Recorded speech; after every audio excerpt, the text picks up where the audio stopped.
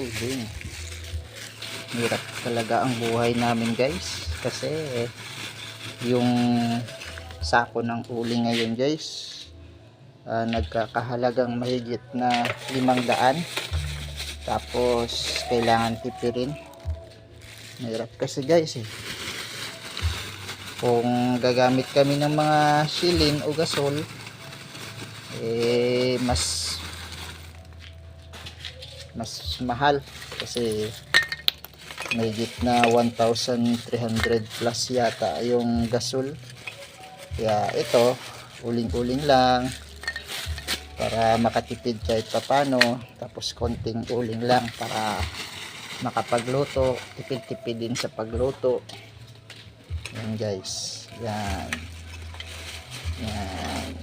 Thank you for watching.